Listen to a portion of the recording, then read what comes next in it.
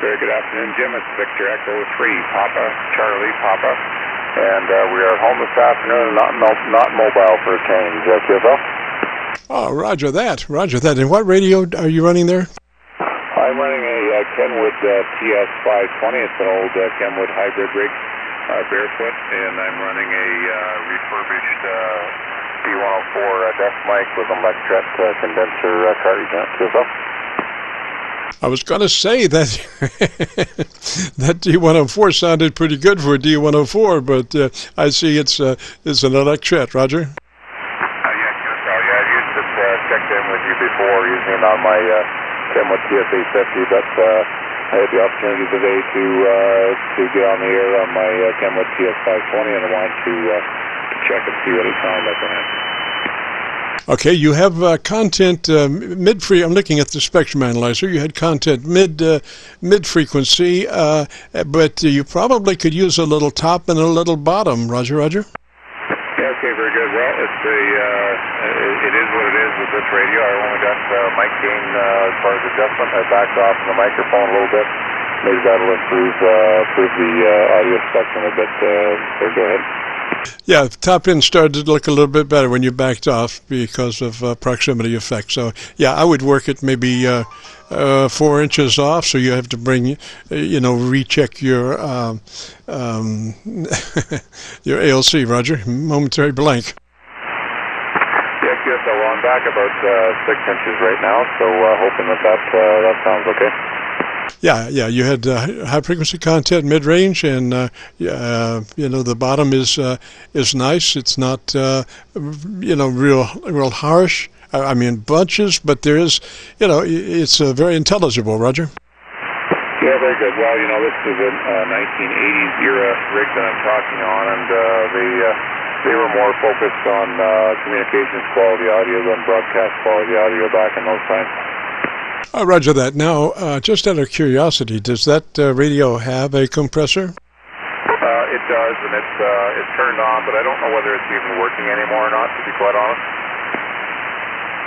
Roger. Do you have access to the input level? Yeah, it's just an on-off switch on the mic gain. You pull it out for DX, it says, so I'm not even sure how much it actually does, to be quite honest.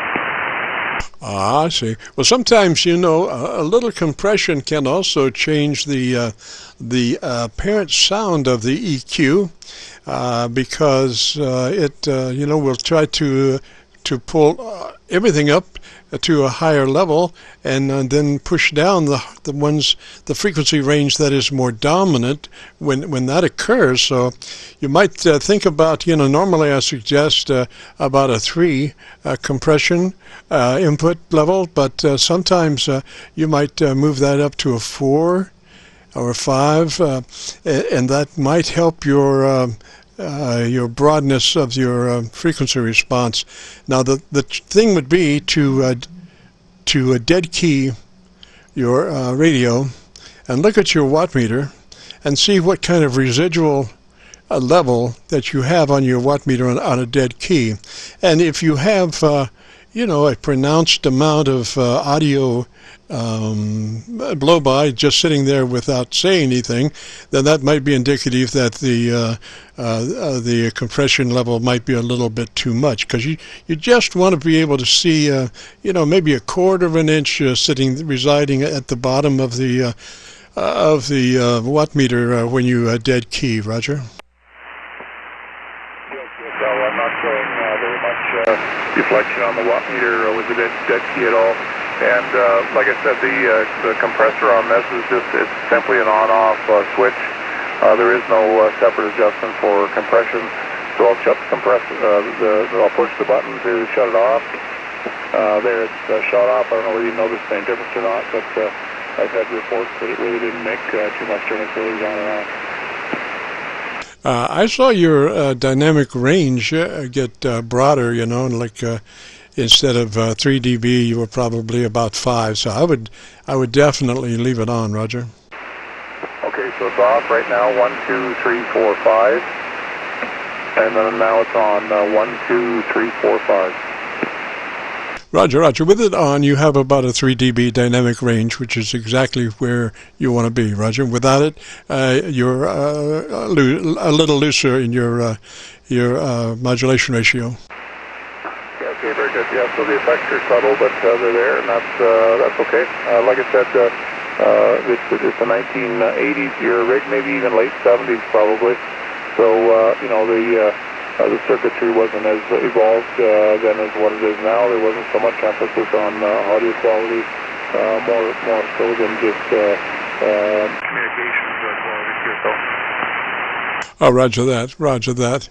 Well, you know, sometimes it ticks me off a little bit when radio manufacturers decide themselves exactly how things should be and what amount of choice that I should have in the question of levels of compression, insertion, and you know, like that. You know, equate that to Glenn Close Enough, you know. In designing it, he said, well, we'll put a switch in there. That'll be close enough.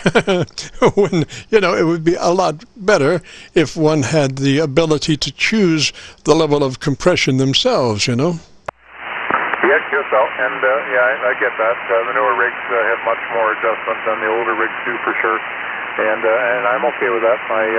The newer Kenwood 850 has adjustments both for mic gain and for compression, so it works well. But and this one, you know, it served me well. I've made thousands of contacts on this over the years, so it's one that I had to recap and get back on the air here not that many months ago. So it's sitting on a second desk here, and I'd like to fire it up now and again just to make sure that there's no cobwebs built up in it, Qso.